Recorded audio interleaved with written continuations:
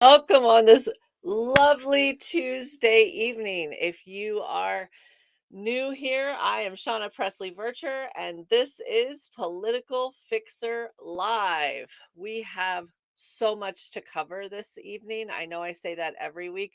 Do I look happy to be here? Because I feel happy to be here. We have a lot of positive things to talk about. This is the third week in a row. We cover politics and current events. It doesn't always happen that we have positive things to discuss.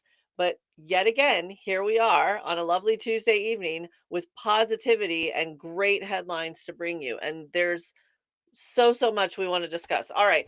So if you have never attended a Political Fixer Live, what have you been waiting on? First of all, we're awesome. We've got the best online community ever. But here's how it works. We pick a few of the top headlines, and maybe that's the headlines that everybody's talking about. And a lot of times it's things that we feel like more people should we be talking about. And then we talk amongst ourselves. We want to hear your feedback, your questions. Some of you have things to add, expertise in your profession or something that you've read that we haven't seen. And then also we share different stories with each other about what's going on, other topics that you all are picking up on. So we're going to definitely be covering a lot of different things tonight. I'm sure that you've got a lot of conversation stored up after the last 48 hours, but let me give you a rundown of tonight's theme.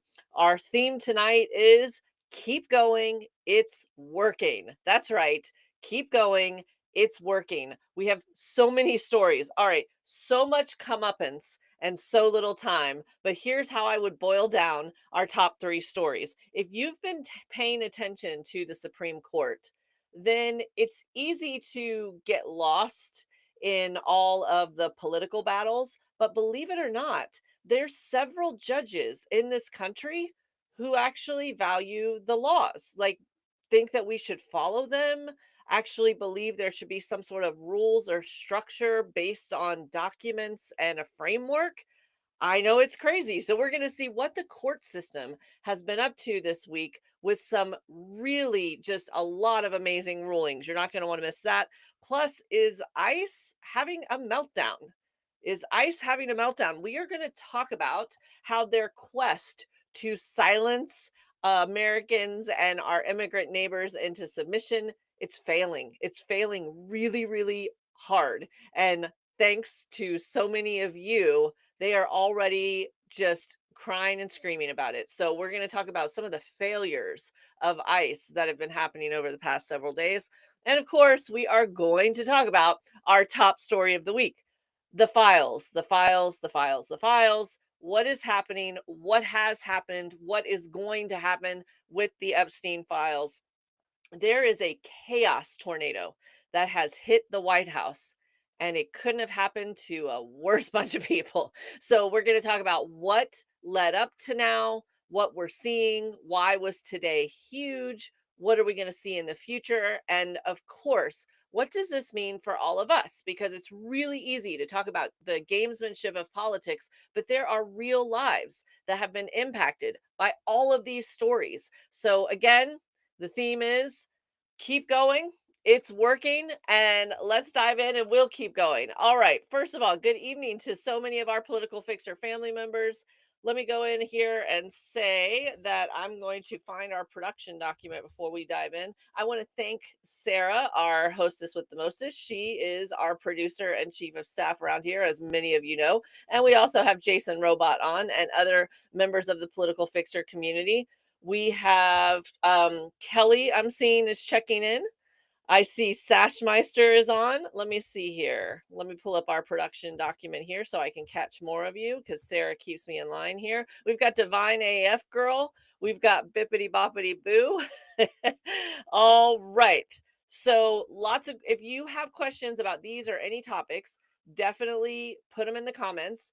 Sarah does and the team, they do an amazing job of gathering all of that. And so many of you are ahead of me on these topics. So don't worry if I don't get back to you right away. We definitely see you and we'll circle back. Okay, let's talk about some court rulings. I know, doesn't sound that interesting, but it's super fun when you realize that some of these court rulings are what are standing between this monstrous group of I don't even know, like monstrous group of people. We're just going to be generous and say that.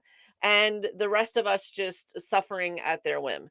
And so let's talk about the first person who lost their battle of hate this week for our topic is former Kentucky clerk Kim Davis. Now, if you follow certain types of headlines, then I'm sure you saw this one, but it was really easy to miss with so much other news happening, and it's definitely worth spending a few moments on. All right, for those of you that don't know or don't remember, there was a Kentucky clerk named Kim Davis, and she did not want to issue a marriage license to a gay couple who wanted to get married. We're going to just go really fast past all of the facts of all of this and how ridiculous and hateful this is.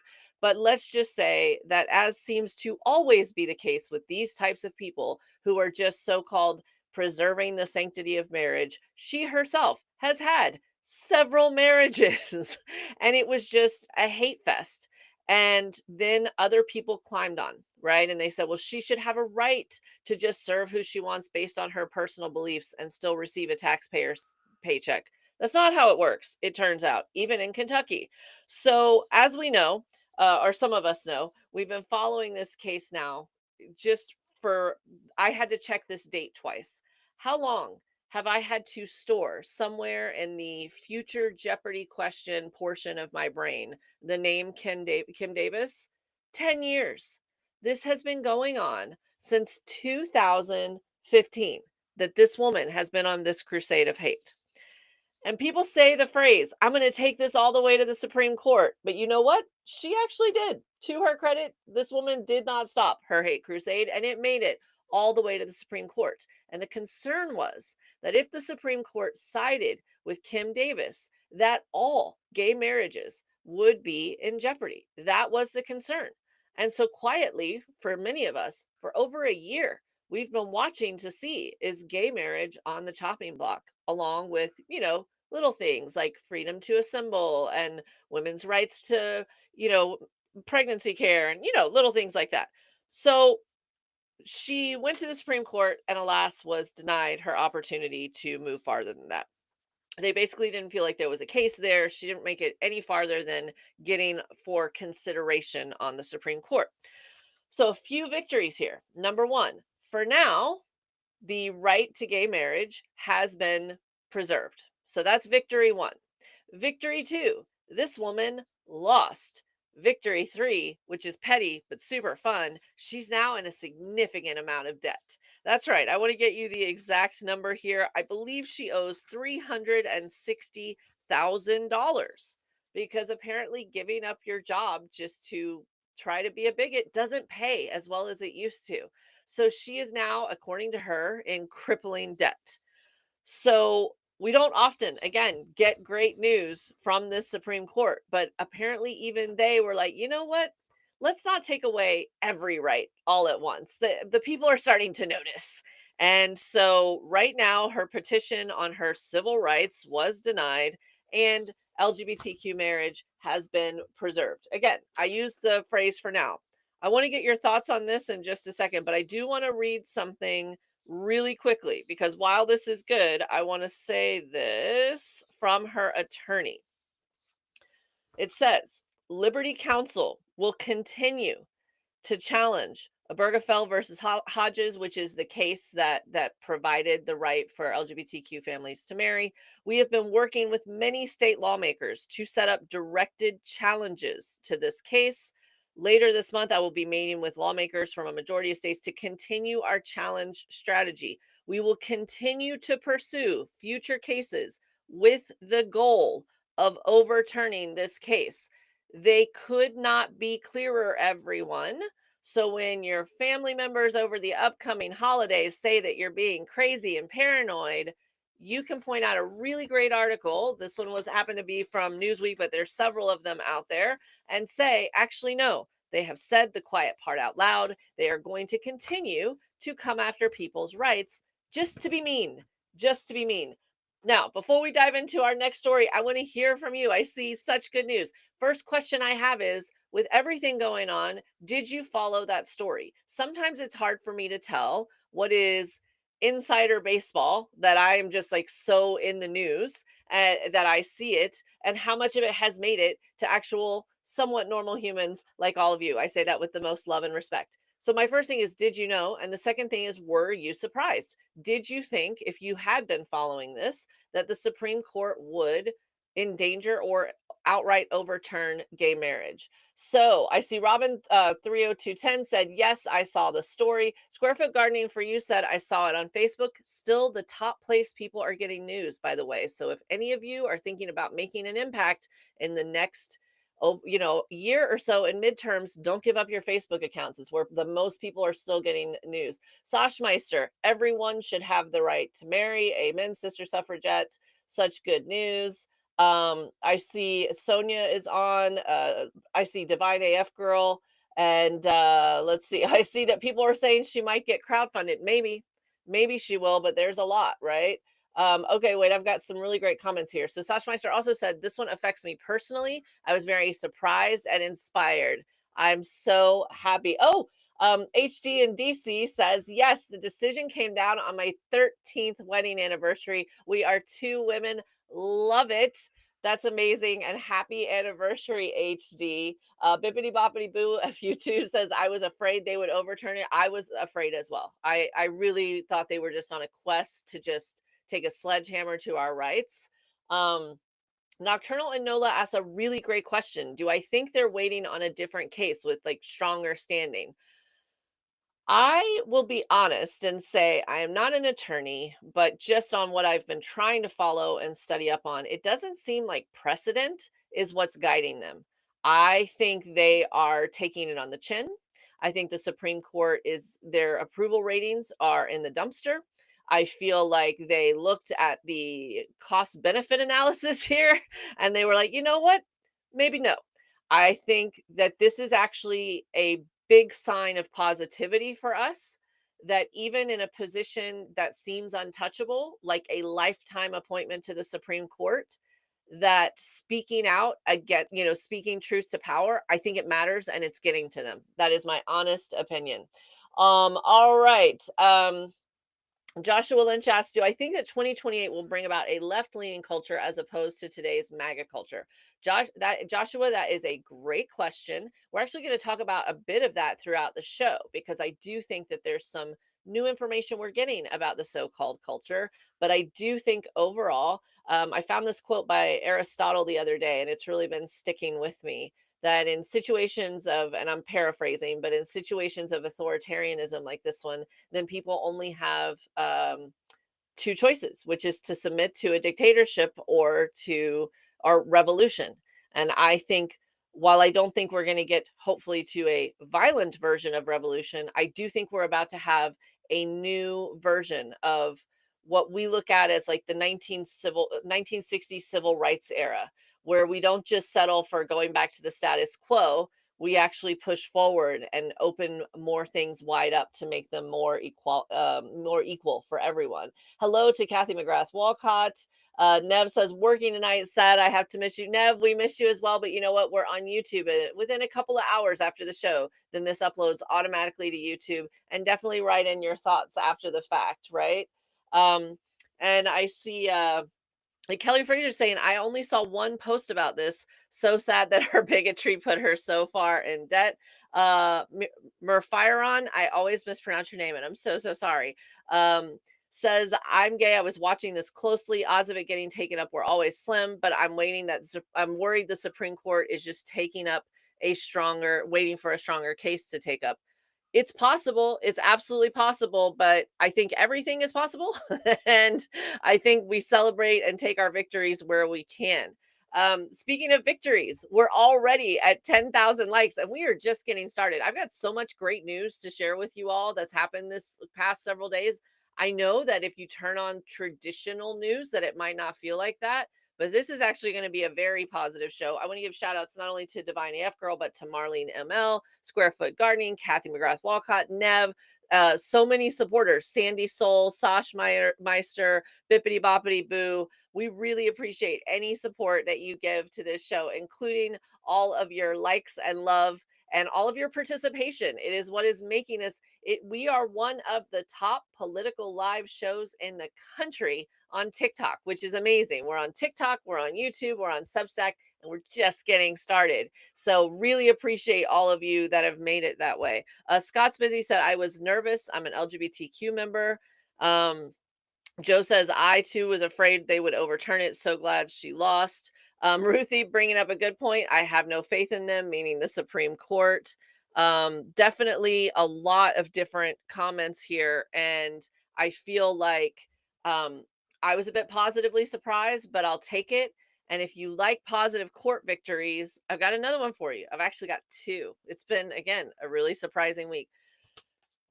A witch hunt has gone awry. Just when you think you've got your torches all gassed up, you've got your pitchforks all sharpened, you're ready for a good old fashioned witch hunt, and then a judge steps in your way and is like, no, no, can't exactly do that. What's worse? Having two judges step in and say, you can't do that. I am talking about the case against Comey, the case that 47 brought on with his so-called Justice Department to basically prosecute and persecute a political enemy. It has hit just, you know what, a couple of snags. I got to be honest, it's not going well for our what's the opposite of heroes. All right, so I'm going to try to do this a little bit of justice in my telling of it, but process matters on a normal basis.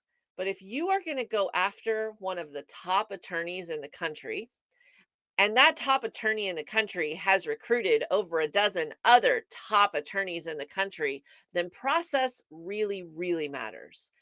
What you do in the courtroom, what you do in a grand jury room, how you collect evidence, how you submit evidence, how it is shared, so many little things, which is why people go to school for this. There's a reason. This is an extra super duper degree with an extra super duper hard test because, again, it's easy to forget in this country. The law is supposed to be precise and complicated when you are going after someone and threatening their freedom. That's how it's supposed to be. It should be hard to lock someone up and throw away the key. All right.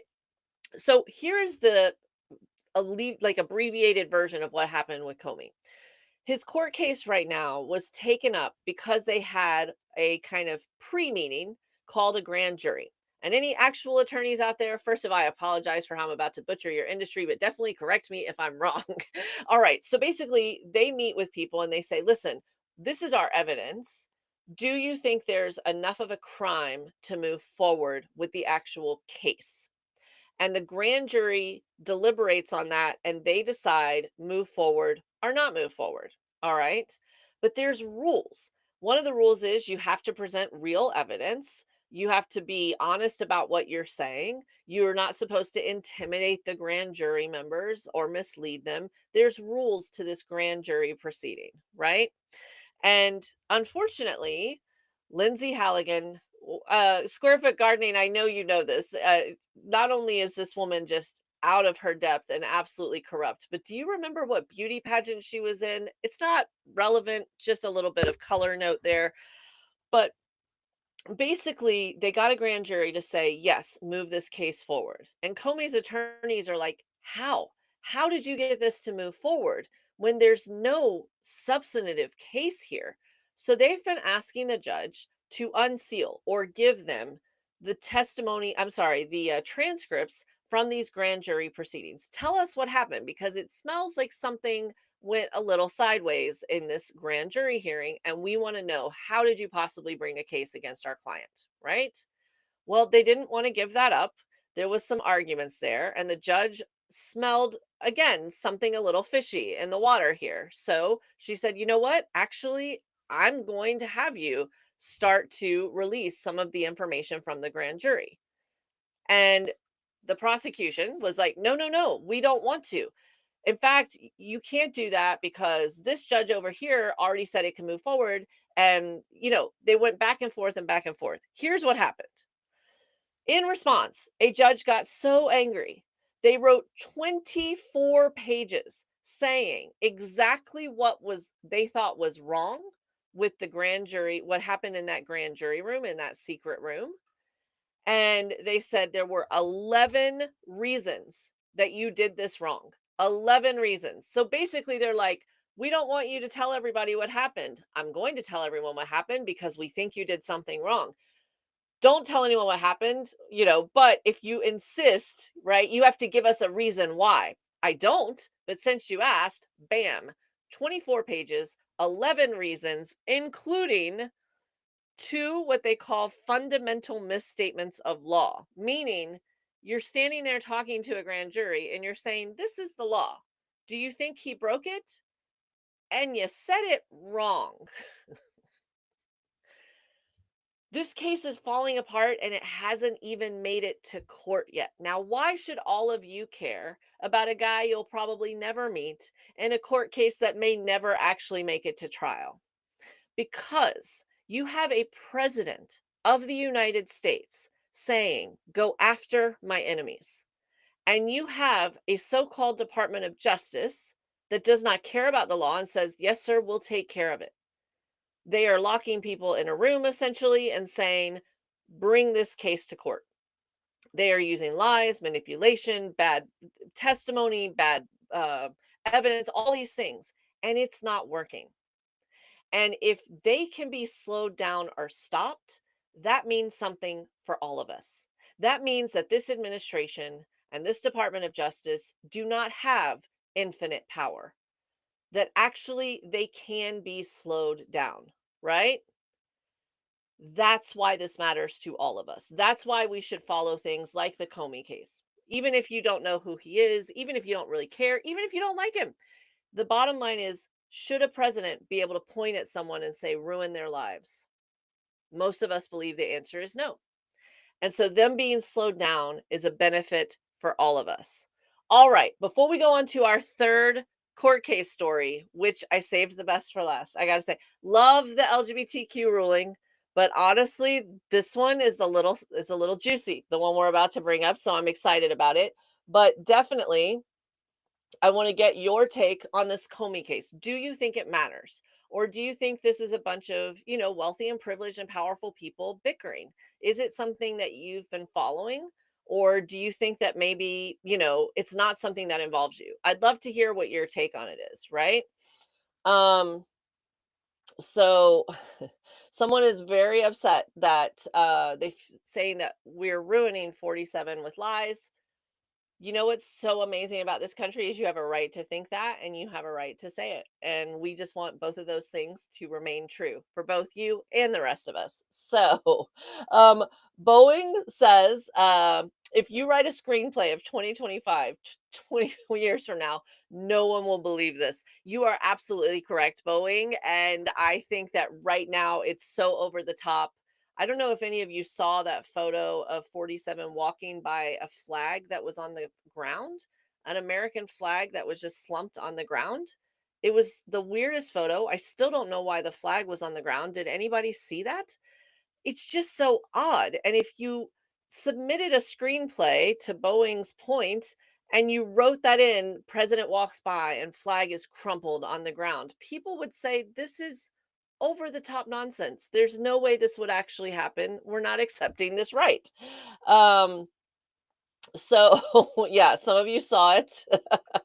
um, Leah says, I believe strongly that Comey's case matters for both sides. I'd love to know more about what you think about that. Gwendolyn Knight. I tried to promote you, Gwendolyn, to King. Gwendolyn Knight says this administration is useless and corrupt. What they do to Comey, they could do to us. Absolutely. Nocturnal and Nola agrees. I think this case truly shows the corruption and incompetence of this administration. Um, People are saying that they saw the photo. Absolutely. Okay. So we're talking right now, for those of you just joining us on Political Fixer Live, our first topic, with a couple of subtopics thrown in, our first topic was the courts. Our theme for tonight is keep going, it's working. And one of the things that's standing in the way of the awful Project 2025 playbook that they're trying to run right now are the courts. Our courts, many of them are standing up to this administration. And there was a huge surprise ruling that happened just a couple of days ago. Texas and their congressional maps. Some of you were talking about Prop 50. In fact, one of you asked about Prop 50. We'll get to your question in just a bit. We followed that on the show. We actually got to announce those results live on the air on our election night special a couple of weeks ago, where the president called Governor Abbott in Texas and said, "Hey, find me 5 more congressional seats."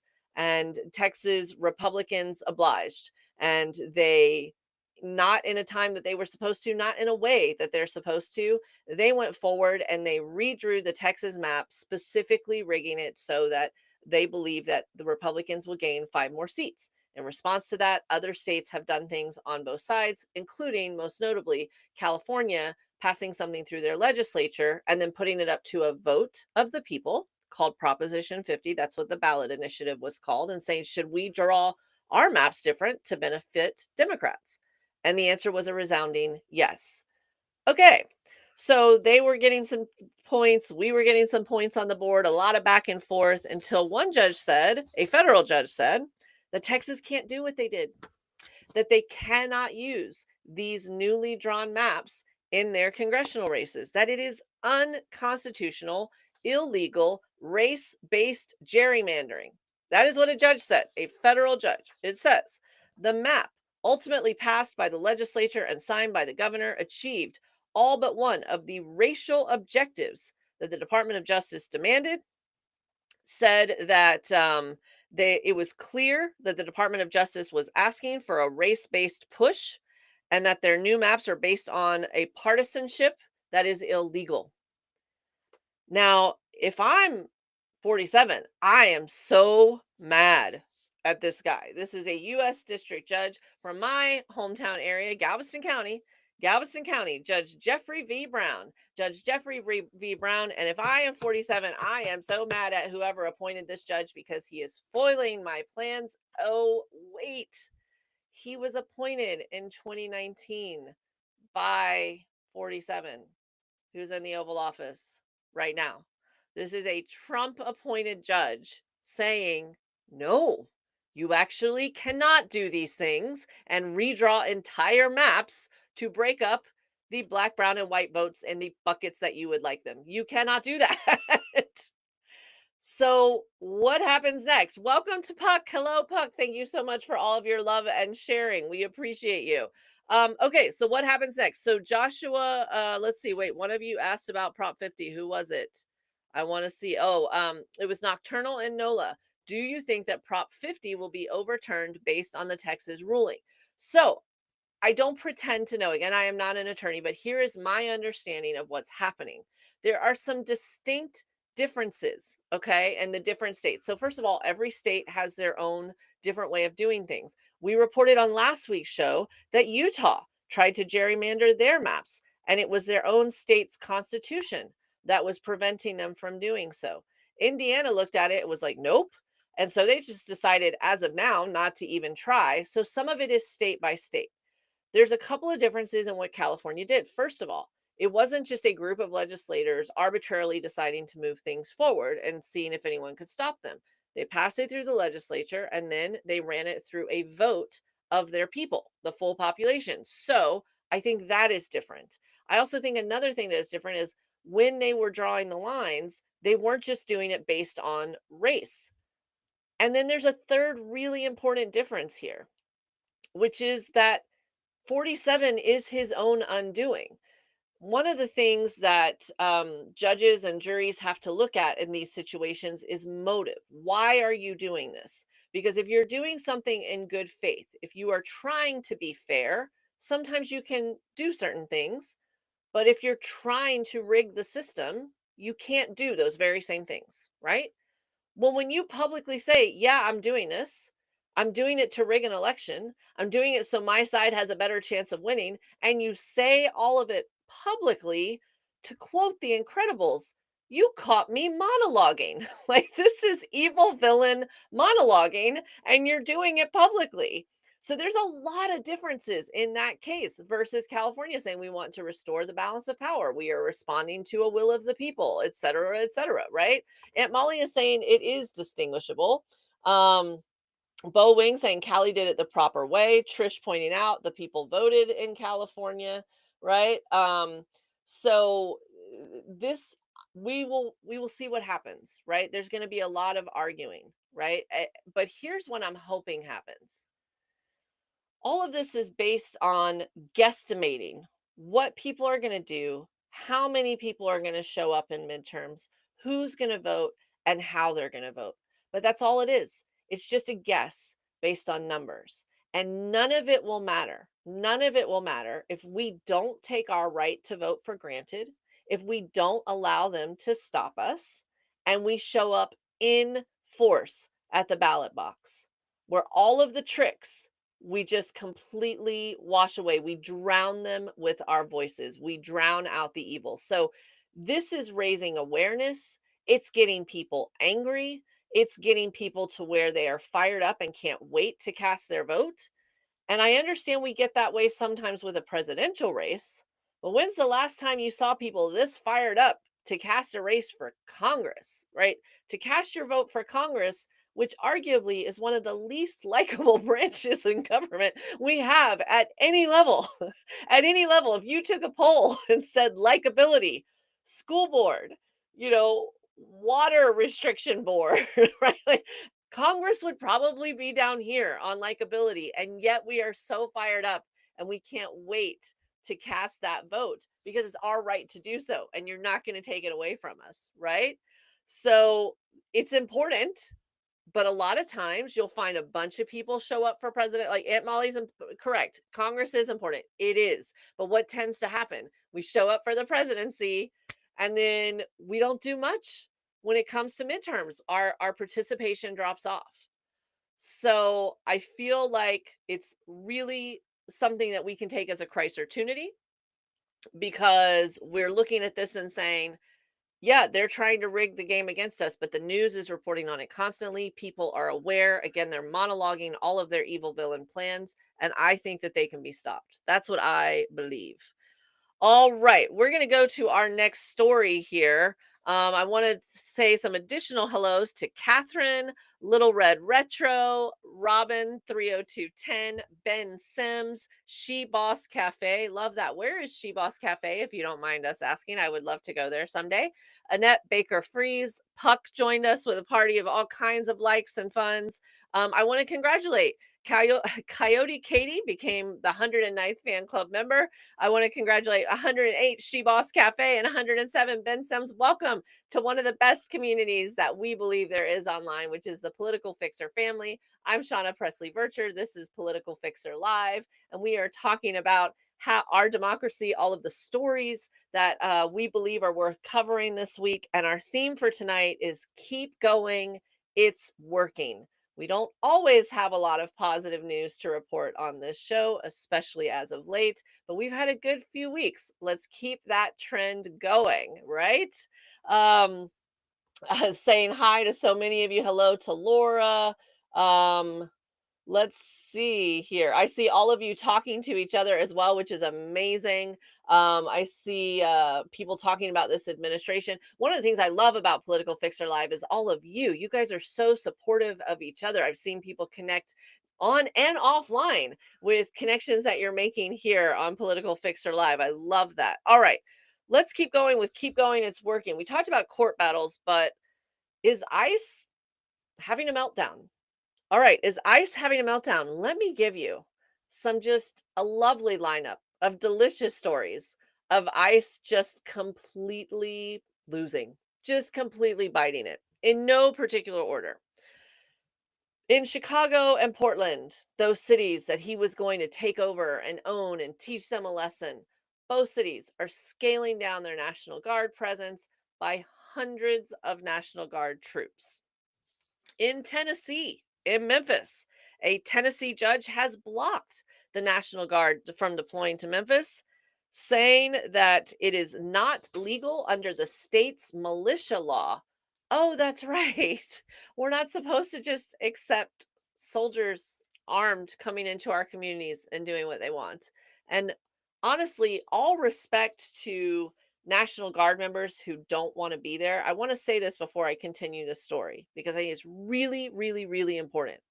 We need to separate local law enforcement, which is both good and bad depending on who it is, Bad apples or not, right? Some local law enforcement has been standing up for its citizens and its community that it swore to protect, and some have been like, yeah, we get to punch people, right? It's all over the board, right? So there's local law enforcement, which is a mixed bag, right? You have ICE, which, if at this point in time you are signing up to get paid to rip families apart because they don't look like you, no redeeming qualities. None, in my humble opinion. That's ICE, right? And then you have National Guard, which has been deployed to basically be the backup and the bodyguards for ICE. So, with that in mind, that is something they're told to do. Now, some of them are like, yeah, awesome. I finally get to beat up on people and use weapons, right? But a lot of them don't want to be there. They are ordered to do so. In fact, there are a record number of calls that are being made to different hotlines and legal agencies by National Guards, men and women, asking what their legal rights are if they believe that they're being given an order that is unlawful. So I want to be careful that when you see National Guard members, unless they are doing something that is objectionable, unless they are hurting someone or tormenting someone or what have you, right? Let's separate National Guard from ICE, from local law enforcement, right? I see some people sharing some great information. If you are or have a loved one in the military, active or National Guard, there is a GI Rights Hotline.org. Thank you so much, Square Foot Gardening, for you. I'm going to read that again. GI Rights Hotline.org. And they will give you free legal advice on whether or not an order is illegal, what you should do, how you should behave. All right. So all of this super, super important. If you know someone, please share that information. Now let's keep ragging on ICE. All right. So you have a Tennessee ruling in Memphis that it is illegal for the National Guard to deploy there. In California, among the states, including Illinois, that said, hey, if you come here as ICE and you break the law, you still broke the law, and we're still going to arrest you. It's starting to happen, everyone. It is starting to happen. An ICE agent was arrested in Southern California for pulling a gun on a teenager. Now, the fact that this happened is awful, but it's been happening. Any of you that have been watching these ICE videos, it's awful. The weapons that are being drawn, there are journalists that have had guns drawn on them for reporting or photographing a story. But this time, a 45-year-old ICE agent was accused of illegally detaining a minor at gunpoint. This is in Southern California in the Riverside community. According to the attorney who represents the family of the young man, they said the 17-year-old was driving home after dropping a friend off down the street, and he was pulled over by this guy in the neighborhood, a gun pointed at his vehicle, demanding that he pull over. He said he was scared for his life. He was told to immediately stop or else. Interesting to me, what remains interesting to me, very few of these incidences are happening in stand your ground states. As someone who grew up in Texas, as someone who is living in Florida, I find it really interesting that ICE is not pulling this stuff in areas where someone else is likely to bite back, so to speak. Um, there is footage of the incident, and there is recordings of him saying, "Freeze, police." He's not police, which is also illegal, by the way. Put the car in effing park, get out of the car, turn it off, get out. You're speeding in the effing neighborhood. Come over here, sit your ass down, and then starts grilling him and saying, where is he from, demanding his documents, etc., etc. And if you start looking at ICE agent arrested in Southern California, you will find his mugshot. So let's go ahead and make this guy famous, the guy that was arrested. Let's see. I don't want to name the young man, but Rodriguez. His name, Gerardo Rodriguez. That is the name of the ICE agent who was tormenting the teenager. Okay. Um, so we've got Tennessee saying you can't come here. You've got scaling down in Chicago and Portland. They long gave up on LA essentially. California, they're getting arrested for doing some of this nonsense. And Stephen Miller is screaming at people because they are not, this is not working according to plan. And so multiple people are reporting that within the Department of Homeland Security, within ICE, that Stephen Miller is just having a breakdown and is screaming at them because this is not going well. And the hiring effort, this bazillion dollars that they were given to hire a million agents or however many, is not going well because it turns out when you have no oversight on the things that are bad, you also have no oversight on the things that are functional in an agency like this. So, shocking developments in ICE, I'm saying sarcastically, people are signing up for the student loan waivers and the bonuses and the huge salaries. They're signing up for all the money. They're filing overtime documents, and a lot of them are just not doing anything. They're just kind of taking the government paycheck. And so you're hiring more and more people, and yet you're not getting the intended results. Again, couldn't happen to worse people.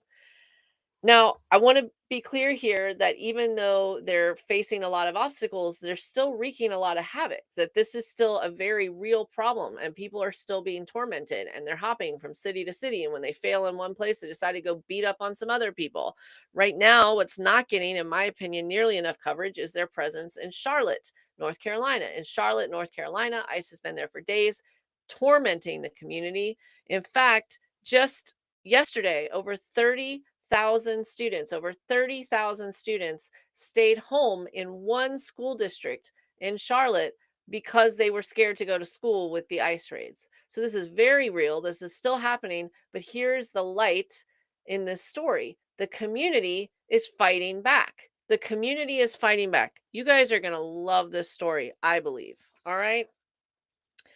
There are some people in the community of Charlotte that are getting together, and these are people from all walks of life, and they are getting training on organizing, on what they can do to fight back to support their community members. So they're going to these trainings, they are filling up churches, they are filling up public areas to get this training. So one of them includes Little Village Community Council, the Pilsen Arts and Community House. Like, you're talking about regular people that are coming together to stick up for their neighbors, right? This is just amazing. And so what they're doing is getting instructions, and one of their instructions that they're getting is they're all getting whistles. Have any of you read about the whistles? All right, this is going to be a thing. I'm telling you, this is going to be a thing. Whistles. Here's what happens. They're giving them whistles, and they're telling them that if they spot ICE, you want to blow your whistles. This is a quote: loud, recognizable, and impossible to ignore. You are warning people that ICE is in the area and you don't stop. And they also are training them to do two different types of whistles. All right. Two different kind of blowing of the whistles, right? If you blow whistles in a very long blast, then that means that the ICE agents are detaining someone. And if you are blowing it shortly, it means that they're coming, I believe. All right. Don't quote me on that. But they've got this whole whistle system, right? And it's working. You have these women that have no weapons besides their voices and their whistles, and they are surrounding ICE agents, and it's causing them to flee. I have seen the footage. They are surrounding them with this whistles. And oh, I see Guava Girl is saying, I'm a coalition leader and KYR trainer. The number of people are coming out to help. That's amazing. Guava Girl, you're awesome. That is so awesome. Um, Leah is saying, my area, Raleigh suburb, people are buying and passing out whistles. Tim Green is cheering you all on. Meister says, leave it to the women. I see that in Oregon. Square Foot Guardian says, Oregon found out ICE was trying to build a detention center in their town. Now they're backing off because tons of people came to the city council meeting. Chris Thompson saying, in Charlotte, ICE showed up. He's in Charlotte. Large local trailer park on Saturday. Good people showed up and ICE left. Man, this is amazing. So these people are gathering and ICE is fleeing. Again, they don't have weapons. They're not being violent. They're showing up with their voices and their whistles and a pure heart to try to protect their neighbors. And it's working. It's working so well, in fact, that dog slayer Kirsty Nome went on, I think, Fox News, and just is whining and crying about this. All right. These are actual quotes that she said on a show on Fox News. She said, quote, are their parents proud of them? Meaning the whistleblowers, the little literal whistleblowers. Are their parents proud of them? Because they are chasing law enforcement officers off with their whistles. Okay. I want to hear what all of you have to say about this, but I have to say a few things. These people consider themselves a higher species than the rest of us, than women, than people of color, than immigrants, than the LGBT community, than the woke, I mean, the list goes on, right? They're going to lead a revolution that purges the United States of all of us, right? For a greater, stronger nation. And you got scared of whistles? Like you're going to come and you're scared of whistles? Okay. They've spent, I looked this up, $71 million. ICE has spent $71 million just in 2025. ICE has spent $71 million on guns, on armor, on chemical weapons. And you are scared of whistles. There are nearly 300 cities in the United States that have 100,000 people in it or more, and you can't even cover 3 at a time. You can't even cover 3 at a time. LA was too much for you, Portland was too much for you, Chicago's too much for you, now Charlotte's too much for you. How exactly are you going to force us into submission? What exactly is the plan? Yeah, again, the theme for tonight, keep going, it's working, right? Keep going. Kathy McGrath Walcott, yes, yes, we are proud. I love people fighting back. I see woohoo. Um, Whistle Story is amazing. Yes, I love it. Bo Wing says, I still believe ICE will do something super stupid. I agree. I think anytime you have people roided up and like, all this other stuff, you fill their head with trash. And there's a certain psychological profile that wants to do this kind of awful work, right? And you give them weapons and then you put them out there with a bunch of adrenaline, it's only a matter of time. But that's why I think it's so, so, so important. Like the positive side of that is we're not waiting for that to happen. There's already horrible things happen. I do not want to undermine or dismiss the pain they are continuing to cause to thousands of people and their families. But what I will say is, I want you to think for just a second, like really think. About 3 months ago, how helpless did you feel watching those videos? I know how I felt. How helpless did you feel about 3 months ago watching those videos compared to how you feel now when you see videos of people fighting back? Now imagine being a kid who is especially of Latino or Hispanic descent, right? Who is watching those videos with you. Think about what you're doing, those of you fighting back, and I know many of you are. Think about what you're doing and how that's impacting that person, how that now makes them feel hopefully like they belong and they are wanted here. Keep going. It's working. All right. I see the federal government trying to take a rescue helicopter down. Okay. Loving every bit of this from Sasha Meister, nonviolent community taking care of the community. Um okay, I love this. Queen City Raised Me says Charlotte was called a hornet's nest of rebellion by the British during the war, and that's why it's the Charlotte Hornets. I love sports mascot stories, and I did not know that. Queen City, a hornet's nest of rebellion. Love it. I feel like that should be the nickname for our political fixer family here, right? They don't want to be filmed, right? They don't even want to take the masks off, right? Um, so I love the community coming together, is what Kizra says. Same, same. So much positivity right now. All right.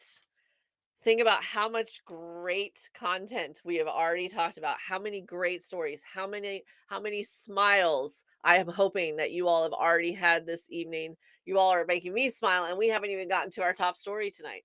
We're at 50, almost 55,000 likes, and we have not gotten to our top story yet. Oh, man, it's gonna be great. Okay, let's talk about those files, shall we? It's time. It's time. You guys were so great and so patient. It's time to talk about the Epstein files. We could go a lot of different ways here. We could go a lot of different ways. But let's first start talking about 47's no good, horrible, very bad, terrible week. All right. Started out, the 47 is showing up for interviews on Monday, and he had a scratchy throat, a hoarse voice. Not in a I have a brain worm RFK Jr. kind of way, but like, like it had been strained. And someone asked him about it, and he said, 47 said, I blew my stack. I was shouting at people because they were stupid, and I blew my stack. Okay, so it was a week that was starting out well for him. He got into a little bit of a tiff. He had a friendship that broke up. He and Marjorie Taylor Greene are having a friendship divorce. They're having a moment. He posted, I am withdrawing my support and endorsement of, quote, Congresswoman. Why is it a quote? I don't know. Congresswoman Marjorie Taylor Greene says that she has gone far left. She has told many people that she is upset that I don't return her calls anymore. I have an otherwise normal life to lead. I can't take a ranting lunatic's calls every day. So this has resulted in a back and forth. And he was trying to get people to come back and not sign some of the Republicans that had signed on to the discharge petition. He was trying to basically corner them, and the reports are that people like Lauren Boebert were kind of ganged up on in the Situation Room by White House officials and told to remove their signature from the discharge petition.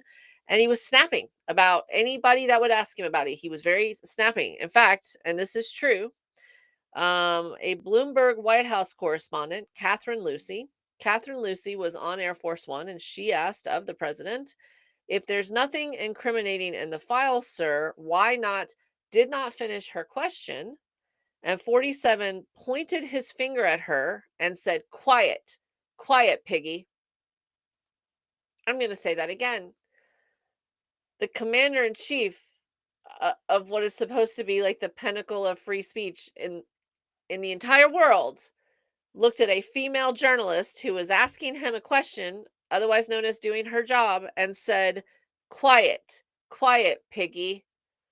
It was so sudden that people thought he at first got her name wrong, that he was saying Peggy, but no, they have confirmed he was calling the woman a pig. Now, before we get on to the Epstein stuff, and we will, I got to interject with one really important, just 2-minute thing here that's relevant. We've talked about his terrible treatment of democracy, of immigrants, of freedom of assembly, of free speech. Let's talk about freedom of the press, because I feel like we don't talk about this nearly enough. Um, Honestly, some of the members of our elite media sometimes are hard to sympathize with, but the tenet of free press is extremely important. And yet, him calling a grown woman a pig, not even top 3 of the worst things that he has done this week against journalists. I have to share this story because yeah, this happened today. He hosted the Saudi Crown Prince Mohammed bin Salman in the Oval Office. I'm not a foreign policy expert. I definitely am not an expert in Middle Eastern affairs. I'm going to leave just that sentence alone, though I'm sure some of you have strong opinions about the fact that he hosted a Saudi crown prince in the Oval Office. Any of you who might, remember the details of 9/11. Anyway, and the press, to their credit, this press that has been handpicked, who is paid only if they have access a lot of the time, and who a lot of times, if they disagree or ask a strong question, they are told they can never return and their press credentials are removed. This press, this White House press, asked this question in the United States of America. They asked about the execution by Jamal Khashoggi. If you are not familiar with that, we are going to not go into detail on that execution. Because if I were to describe accurately what happened with a journalist in an embassy and the way he was executed, if I described it accurately, I would be ripped off of this platform. That is how gruesome that situation was, to give you an idea. And the CIA did an assessment on what happened. And it wasn't just, oh, this murder happened in Saudi Arabia. They said that likely the Prince bin Salman, that he ordered for this to happen. That the person we had in the White House that we were hosting, he ordered one of our journalists to be murdered. All right. And he was asked about this. And 47 jumped in. He jumped in and took the question himself. And this is what he said about the American journalist who was murdered. He said, "You're mentioning somebody that was extremely controversial. A lot of people didn't like that gentleman you're talking about. Whether you liked him or didn't like him, things happen. Things happen." All right. Um, Prince bin Salman answered and said, "It's painful and it's a huge mistake. Who among us hasn't gruesomely murdered someone that we wanted to keep quiet? It happens. It was a huge mistake." And he said about the journalists, "It's really painful to hear that anyone's been losing their life for no real purpose and not in a legal way. It's been very painful for us in Saudi Arabia." I mentioned that story before we continue on to the Epstein files for a couple of reasons. Because again, a lot of times this gets reduced down to political gamesmanship, and we forget the very high stakes of what we're talking about, right?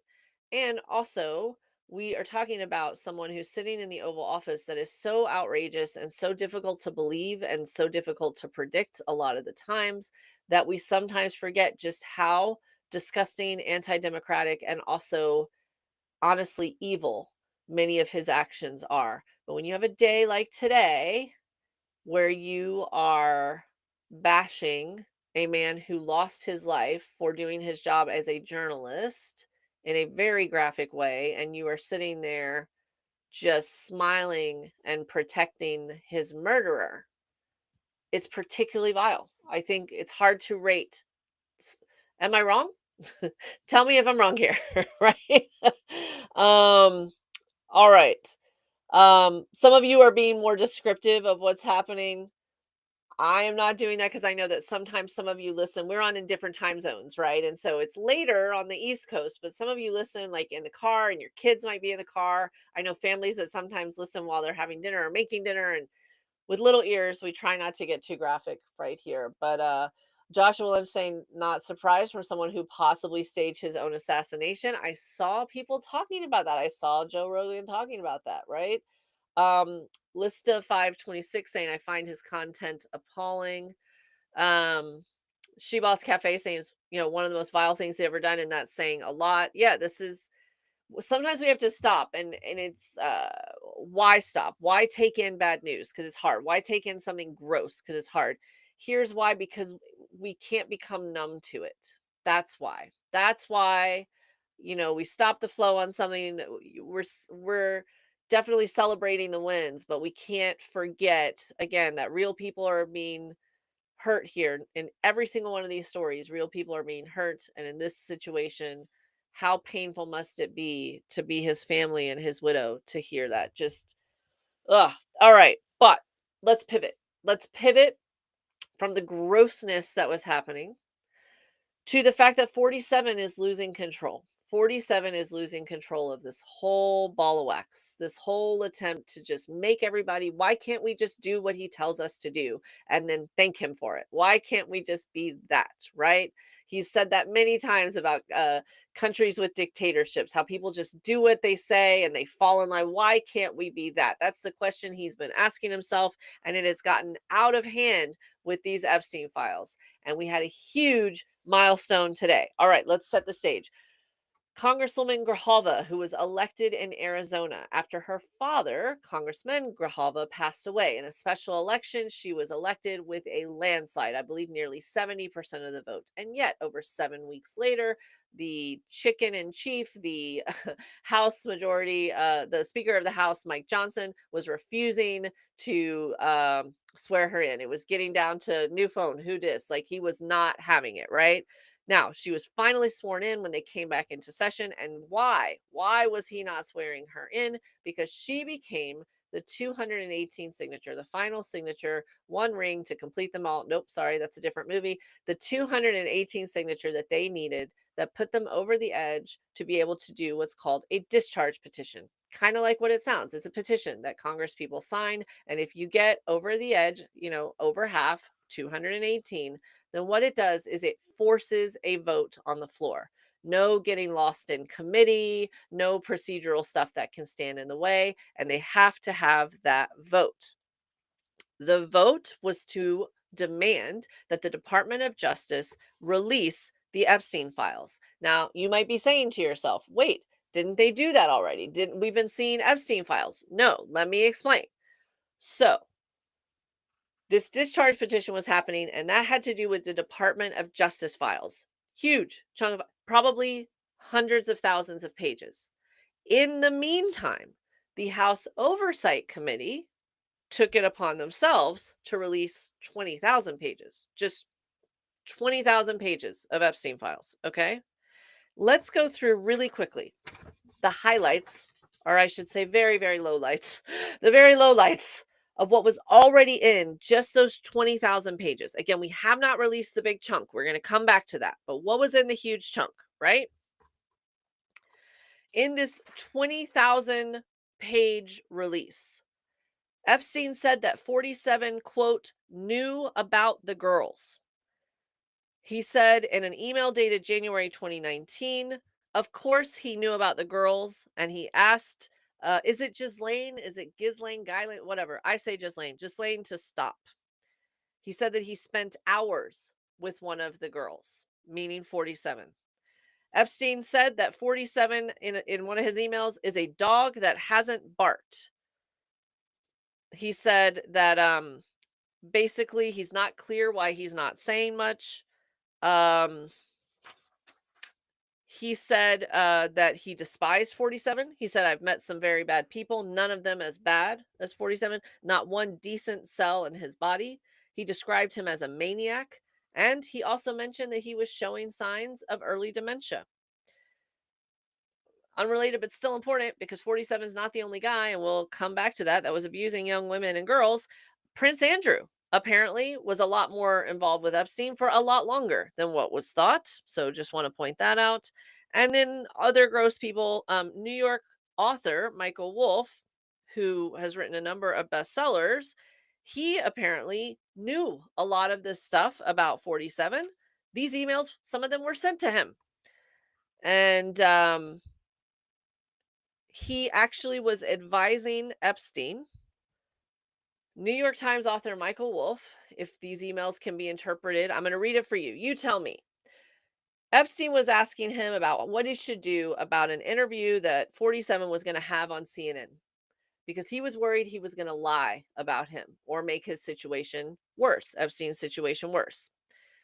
And Michael Wolff says, I think you should let him hang himself. If he says he hasn't been on the plane or in the house, that gives you valuable PR and political currency. You can hang him in a way that potentially generates a positive benefit for you. I mean, no one can know for certain, but that sounds to me like a New York Times bestselling author was sitting on information and advising a sexual predator on how to blackmail a future president. Or at that time, yeah, a future president. That's what it sounds like to me. Am I misunderstanding that? Okay. So that was just in the 20,000 pages. Now let's fast forward to today, because that was, again, just this much of it, right? The House was forced to vote on this. You're fighting with Marjorie Taylor Greene, who was one of the Republicans who signed the discharge petition. You tried to intimidate people, including Lauren Boebert, who seems like, honestly, she would be a weak link, and it didn't work. So when everything's going against you, there's one thing 47 is good at. It's self-preservation. He is very good at marketing and self-preservation. And so he made it look like he was in total control. At least that was his effort. And so he said, you know what? I'm ordering Republicans to vote yes on releasing these files, which was obviously my intention the entire time. Is that when I said this was a hoax and there's nothing to see here, I actually meant release them right away. And there's a lot to see here. Excellent job. Excellent job, sir. So he says, go ahead, vote to release them. See if I care. And they did. today in the House voted, and the vote was, I want to make sure I'm getting this right. Everyone but one. I think it was 431 to 1. I think some people didn't vote. Only one person held out. That was a guy from Louisiana. Of all the things to be known for, be the one guy. And then it went from the House, and everybody's like, wait a minute, though. It's, now it's gone to the House. It's still got to go to the Senate. And it's like, nope, nope. He said we could vote on it. We're done. The Senate passed it unanimously, 427 to 1. Thank you so much, Shelley Chafin. So the Senate then passes it unanimously. And they're like, yeah, we're not going to be the ones to go on record and stand up for Epstein, right? Out of nowhere. It seemed like it came out of nowhere. So what happens next? Okay. Well, what happens next is they said that these files need to be released. And so now it's going to go to 47's desk, and he has to sign it. He has to sign it within 10 days. If he doesn't, they can essentially do another set of votes and force and kind of override him. But it's going to be interesting. That's my first question for you. Do you think that 47, and all of his self-preservation instincts, even though he knows he's cornered, does he sign this? That's my first question for all of you. All right, let's keep going. Let's assume that he does sign it. From then, the Department of Justice, he has 10 days. 47 has 10 days to sign it. All right. Otherwise, we got to go back to the drawing board and we got to vote again, and it has to go through with 2/3. But, it went unanimous before. So, okay. After he signs it, the Department of Justice has 30 days. They have 30 days to release the files. Our understanding of the law is the only thing they're supposed to redact, the only thing they're supposed to black out are anything that would damage the victims, right? Or anything that's considered national security. But that, I mean, you know. Okay, so they're supposed to release it. Will they? Will they follow? Will they get cute? Will they leave a bunch of stuff out? Will they say they released it, but really it's like, oh, we forgot this 10,000 pages. What do you think is going to happen? Clay Higgins, Boeing is yes, you are correct. Clay Higgins is the guy in Louisiana who was the one lone holdout. All right. Dr. Kelly Clark, I'll come on, Shonda. There has to be an angle here, right? I think they're working on an angle, Kelly. I think they're working on an angle, but honestly, I think he's cornered and he's just buying time. I think he's buying time. Squarefoot Gardening says, I believe he'll say there are upcoming lawsuits, and so they can't release them, right? Some of you are saying they do not think you'll ever. I see Diana Claire saying you don't think you'll release them. Susie says you do not think that people will release it. I see Shelly Petty GF, like Jilly says that Jilly is saying that he will sign it. Yoli is saying no, he won't. Now some of you are asking, is there? Okay, so he says you need to investigate Democrats because they're in the Epstein files. And so by stuff being in the Epstein files, like being in an investigation, does that stop everything? A familiar ring to this would be when he said, I can't give you my tax returns because I'm under an audit, right? Do any of you remember that? He's like, oh, I totally was going to do that. I had them all printed and ready to go for you. I had all my tax returns ready for you. But alas, I have an audit, so I can't give them to you. Is he going to do the same playbook again where it's like, oh, so sorry, they're under investigation? Some of you have asked, can they be deleted? All right. So some of you are attorneys. Again, correct me if I'm wrong here, but here's my limited understanding. I've been involved in a number of lawsuits. I've been an expert witness in cases. I've been involved in cases. I've sued people successfully in the work that I do. Right. So here's the thing. When you make these documents, they get copies, go to the court, they go to the other side. Your attorney keeps a copy, they get scanned into a system. The most common system is Pacer, right? Those documents don't just exist in one box, right? They are in lots of different places. So let's pretend that he doesn't want the files released and they start to stall. Or let's say they release part of the files. Someone has the rest. Someone somewhere has the rest. Different agencies will have the rest. These are documents pertaining to an FBI investigation and also other legal investigations and lawsuits. And the victims were very clear. Several victims held a press conference. They've been creating ads. They've been on the media doing interviews. I don't understand their strength, but I admire it. And they're like, we'll just start releasing things. We'll just start naming names. Because if he says they can be released, this frees other people up to come forward with documentation, right? Um, Kentucky Girl says the ones that he wants Bonnie to investigate should sue him and ask for the files for their case. Um, I think there's a lot of different angles here where people could try to get these files, right?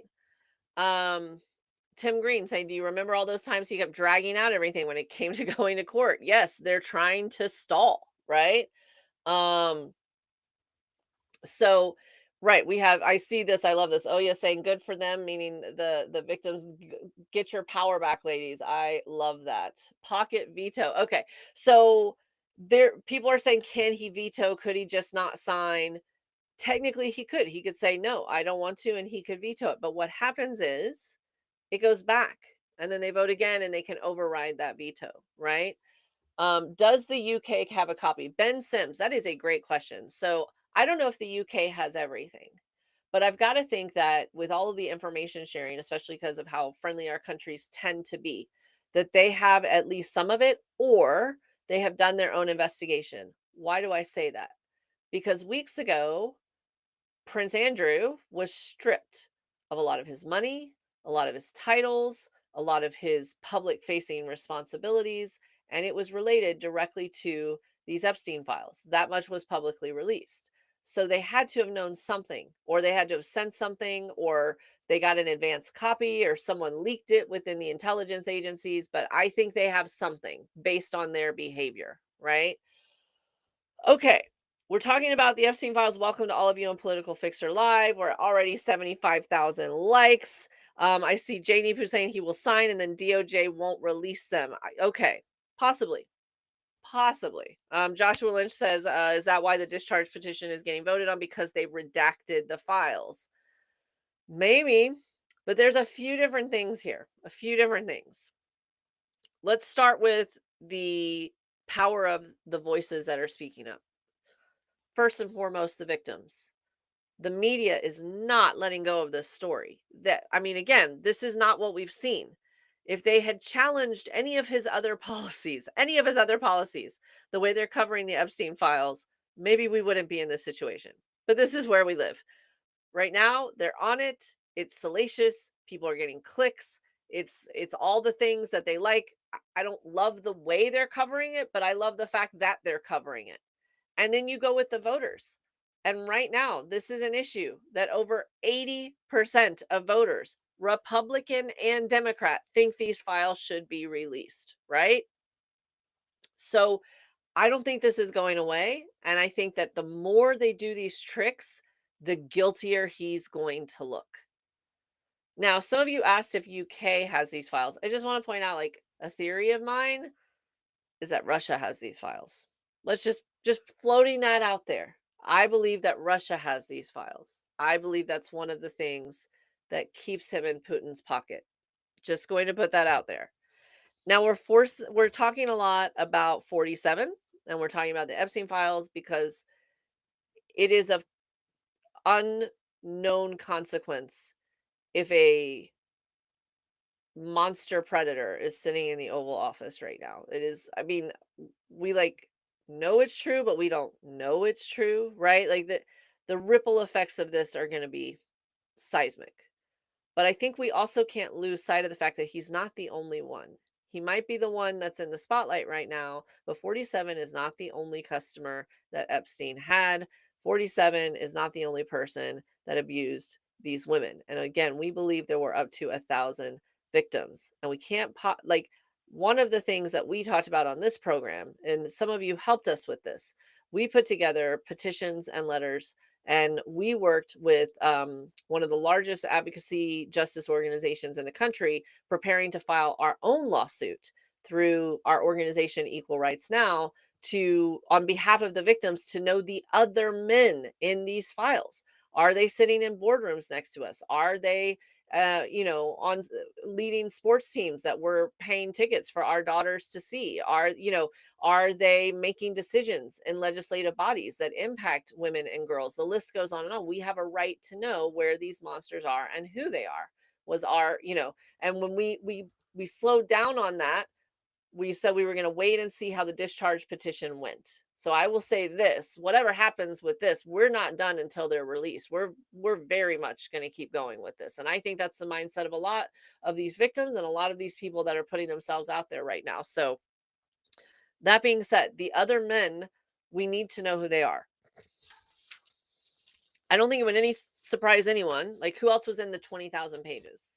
We're going to cover a couple of those really quickly. And then and I'll tell you why in just a second. I don't think it would surprise anyone to know that Steve Bannon was in these Epstein files. Not how you think. At least we don't know that for sure. Um, he was in the files because Epstein and he were corresponding on how to make sure that Brett Kavanaugh got appointed as a Supreme Court justice. So he had this little pesky problem, which is that Brett Kavanaugh was also accused of sexual assault. And a woman very bravely came forward, Christine Blasey Ford, and agreed to upend her entire life, completely be scrutinized and death threats and the whole thing, right? And to testify in front of the world and everybody and at his confirmation hearings and describe the assault. And it was an inconvenience to Brett Kavanaugh, who had been sworn that he was entitled to this position, right? So Bannon was corresponding with Epstein on how to get around this. And in September of 2018, Epstein told Steve Bannon that Republicans should, quote, make sure they ask Ford about her medications. What type? For how long? My guess is her attorneys won't let her answer. Bannon replied, Roger, as in sure.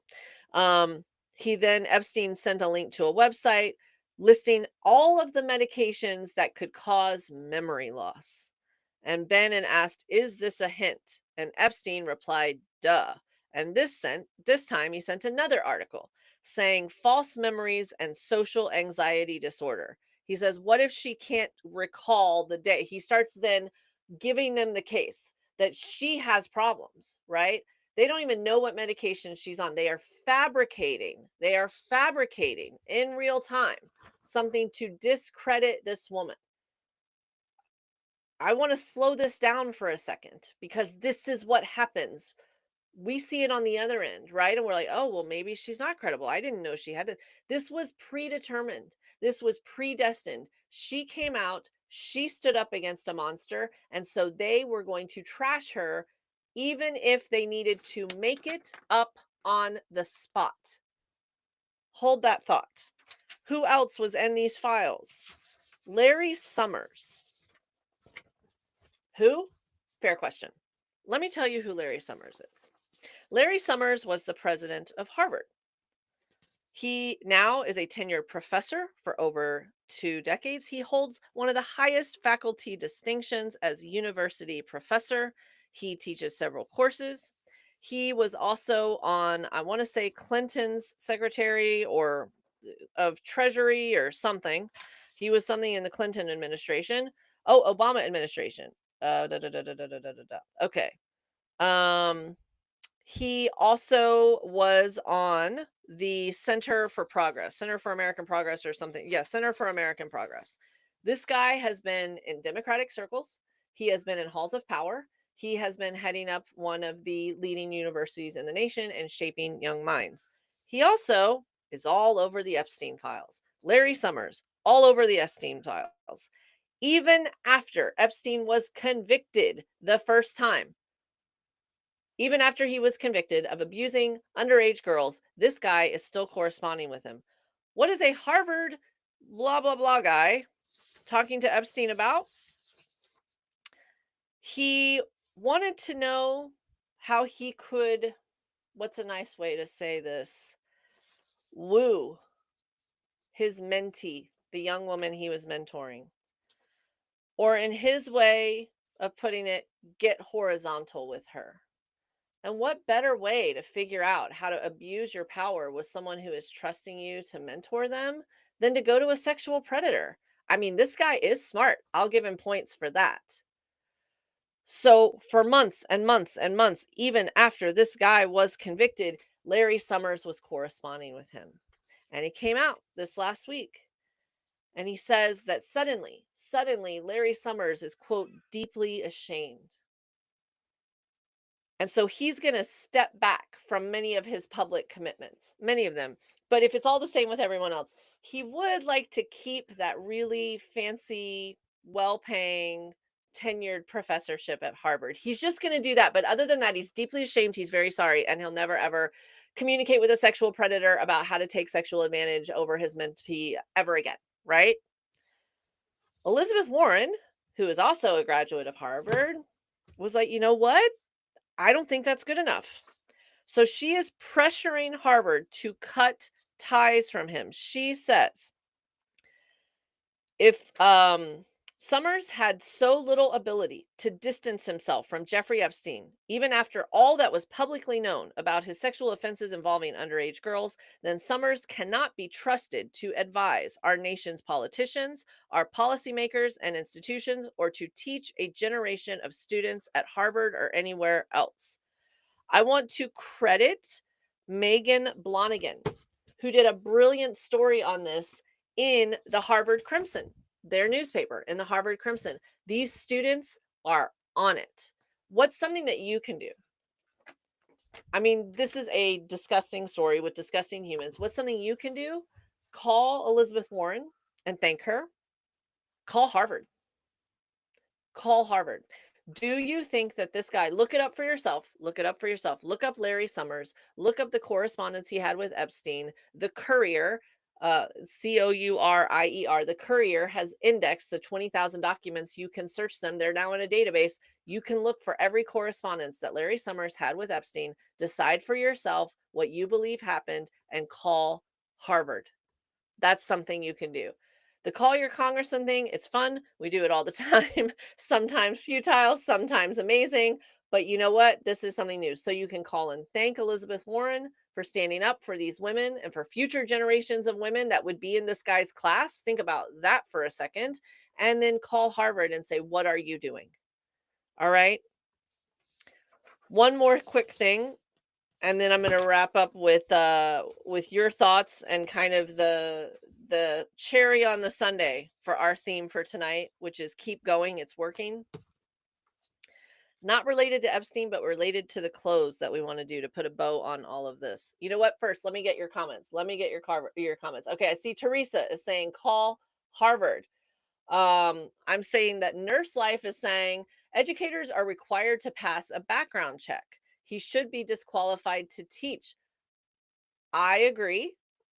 I would say that unfortunately, unless that young woman knew he was harassing her and she went forward and people believed her, it's not a crime. It's not a crime unless she's aware of it, she reports it, they do something about it, and they believe her, right? And so that's part of the problem with all of this, right?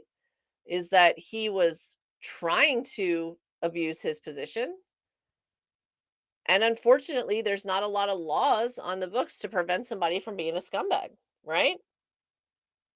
Um, oh, Bo Wing says, I think he also taught at my school. Penn Wharton. Okay, Bo, didn't realize you were carrying on like that. You're apparently also very smart. You should be correcting some of my points here, with especially anything economics and business, right? Kentucky girl, he should not be allowed to be near any children, right?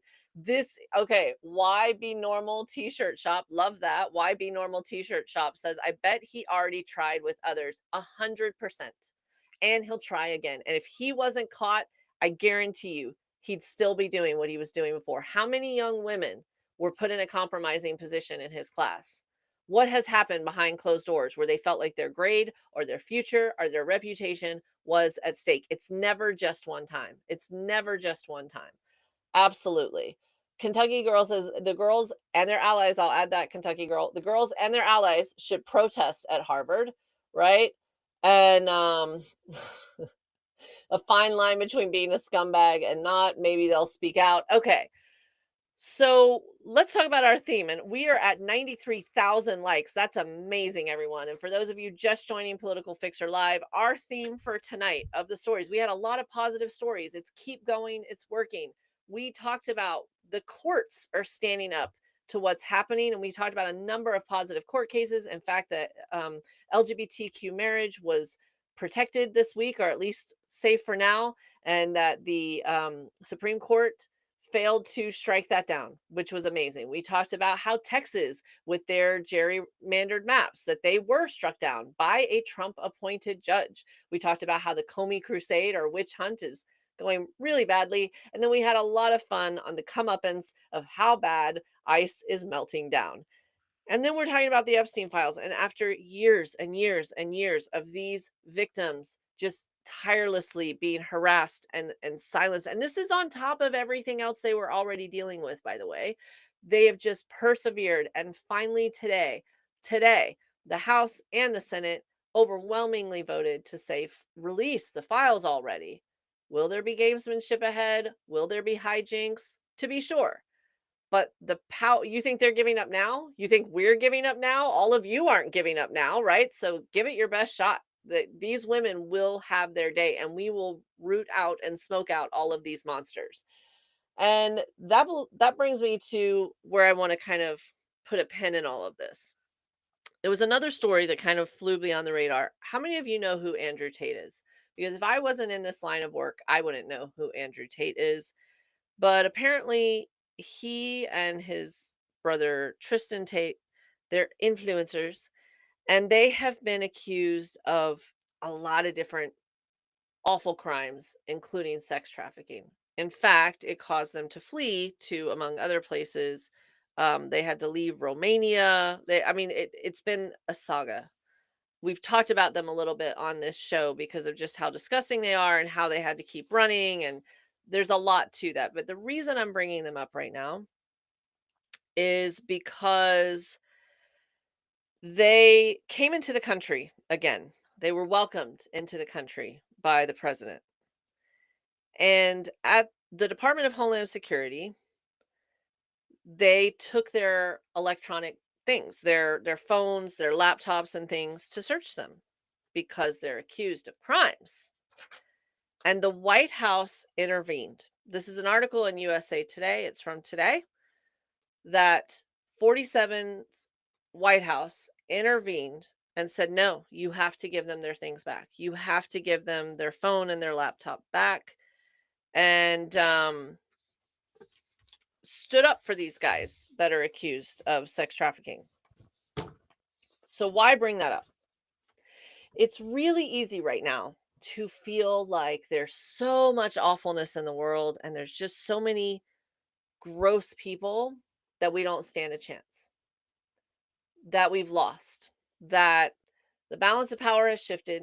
We're never going to get it back. Everything that all of us have worked for and that generations before us have worked for is getting destroyed, that evil has won, and so on and spiral and so on and spiral. It is really easy, especially when you're reading all these stories, you're taking in all these news. And sometimes, you don't have someone to talk about with all of this stuff. And so it gets stuck in your head. And that's why I love it when you guys come here because you can talk to each other and we can talk about it, right? Really easy to get into that downward, depressive, hopeless spiral. That's not what's happening. What's happening is there are some really disgusting people, and through the last few years, they have found each other. They have teamed up. This is their last gasp. This is where all of the cockroaches have assembled together one final time before whatever's coming next, as we stand up and speak truth to power and stick up for each other, like that amazing community in Charlotte is doing for their neighbors with ICE, right? Standing up against ICE. As we come together and we affect real change, they know it, they smell it, they're terrified of it. And that's why every gross creature that you could possibly imagine is assembling in one spot. I know that J.K. Rowling is problematic, but if you've ever read Harry Potter, it's like when they send up that signal, like the Dark Mark, and all of the people that Voldemort had power, they all just assemble for that one last fight. That's where we are. This is not a sign of strength. This is a way to identify all of the grossness and get it all out in the open so we can fix it once and for all. And we should demand nothing less. A couple of weeks ago, we had some amazing success at the ballot box, some amazing success. Was it because the blue jerseys won more than the red jerseys? No, it was because the people who said enough, we are standing up to this, they won. And I got to tell you, that's got to be the standard. However you're registered to vote, however your politics are, whatever, community you live in, either you're standing up to this awfulness or you're not. That's what the question should be for every single person running for office. And you guys are making things happen. Some of you are leading some of these efforts in your own community. I absolutely know that we can do this. Absolutely, right? So I see Cian Jones is saying all horror films have this. Superman, Empire Strikes Back, right? Um Stacy Taylor, the reframe is greatly appreciated. I'm so happy, Stacy. I was so happy. Uh Lucy Telstar says when you feel the weakest, it's time to be the strongest. This has been 2025 years in the making. I love that. Right? Love that. I'm hoping Rollins was right. This is chaperone what chaponarar. Sorry, I am butchering your name, but I am hoping Rollins was right, saying this is the old guard kicking and screaming as they go out. It is not blue versus red, it's good versus evil. Absolutely, Bowing. Absolutely. And I just hope oh, Murphyron says it's just like Pizzagate, except it's real this time. Yeah, there all will be revealed. What is the saying from Godfather? Today is the day we settle all family business, right? And all of you are a part of that. So whether you stumbled onto this broadcast by accident, in which case, welcome. We will be here again. Oh, it's as important. We will not be here next Tuesday. I'm taking family time for Thanksgiving. So we will be here the next Tuesday, the second. But to make it up for you, to make it up to you for not being here next Tuesday, I'm going to give you a special congressional election. That is my gift to all of you. It was totally me. I made it happen.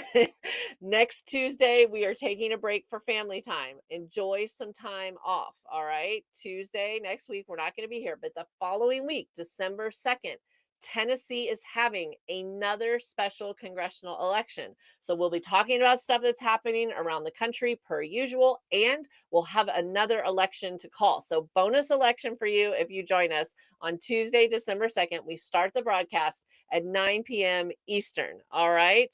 So, yes, Afton Bend is, she, guys, you should keep an eye on this. And if you have any family in Tennessee, ask them to volunteer. And if they're in her district, get out and vote. This is a special election. We'll talk a lot more about this next week. But let me tell you something. It started out as an R plus 22, which means that Republicans were likely to win by 22 points, is where it started. She is now within 5 points, and they're so worried that Trump's PAC, which never spends any money on anything, all he knows how to do is take money, and yet they're spending money on this race. They are flying people in to try to help. She can flip this race. And if she even comes close, if she even comes close, I would count close as 5 to 7 points.